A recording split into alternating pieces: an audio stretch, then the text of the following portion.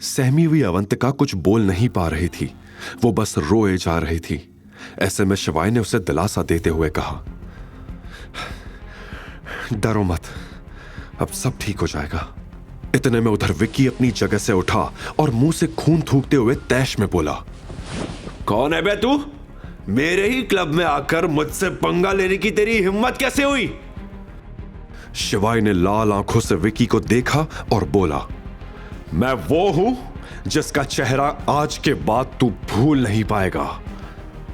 इसके बाद शिवाय ने अवंतिका से कहा, चलो यहां से। ऐसे कैसे चली जाएगी? मैंने इसे पूरे 2 करोड़ में खरीदा है, इसकी सौतेली मां से।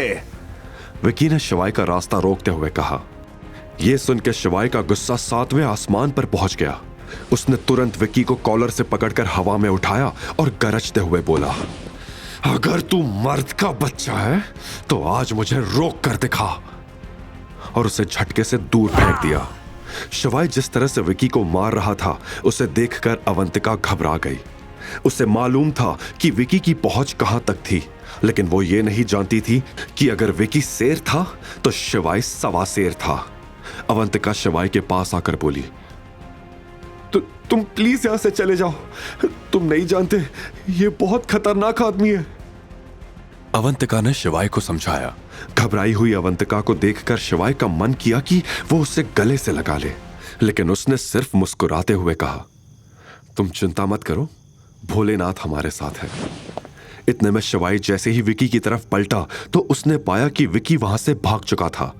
वो भागकर बाहर आ गया और उसने फोन उठाकर अपने गार्ड्स को तुरंत बुला लिया। इधर शिवाय भी उसे इधर उधर ढूंढने लगा। घबराई अवंतिका ने शिवाय से कहा, तुम मेरी बात क्यों नहीं समझ रहे? वो हम दोनों को मार देगा। लेकिन शिवाय को इन बातों से कोई असर नहीं हो रहा था। अवंतिका ने दोबारा कहा, तुम समझ क्यों नहीं रहे हो? जो हो रहा है वो मेरी किस्मत में है। मेरी बदनसीबी के चक्कर में तुम अपनी जान क्यों देना चाहते हो?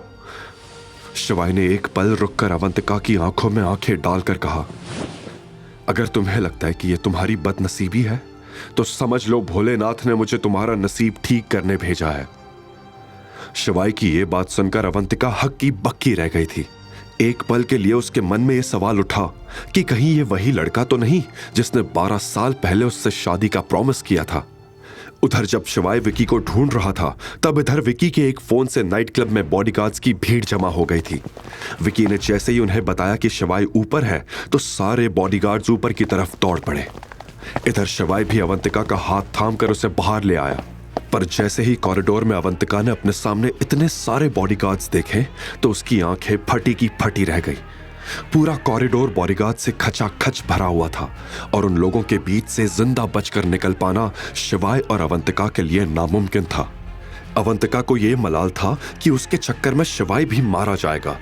ऐसे में उसने कहा, मैंने कहा था ना तुमसे कि निकल जाओ, अब हम क्या करें? घबराहट के मारे अवंतिका का शरीर कांप रहा था, लेकिन शिवाय के चेहरे पर कोई शिकन नहीं थी। उसने अवंतिका की कलाई थामकर उससे कहा, यहीं खड़ी रहो, मैं बस 5 मिनट में आया। शिवाय ने कहा और बेधड़क किसी धधकते हुए कोयले की तरह उन गार्ड्स की तरफ बढ़ने लगा। उसके माथे पर डर की एक भी सलवट नजर नहीं आ रही थी। उधर जब शिवाय उन गार्ड्स की तरफ बढ़ा तो नाइट क्लब के बाहर वही कार आकर रुक गई जो शिवाय का फैमिली कोर्ट से पीछा कर रही थी। कार का दरवाजा खुला और उसमें से हेडशॉट बाहर निकला। तूने तो इस खेल को और भी आसान बना दिया शिवाय। शिकार खुद चलकर पिंजरे में आ गया। इस क्लब का चप्पा चप्पा पता है मुझे।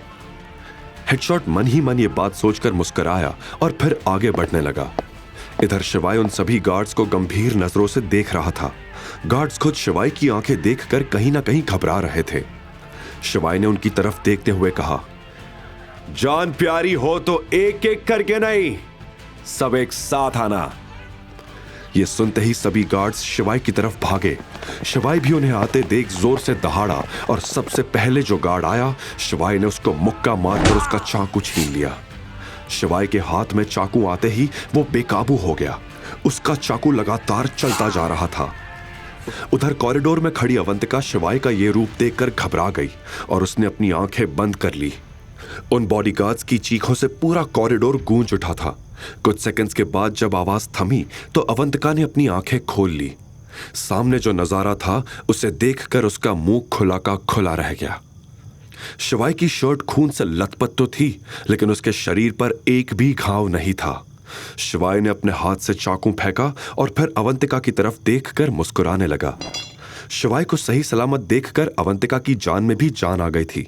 शिवाय ने अपने हाथ में लगा खून अपनी पैंट पर पोंछा और फिर अवंतिका के बालों को ठीक करते हुए बोला था ना 5 मिनट।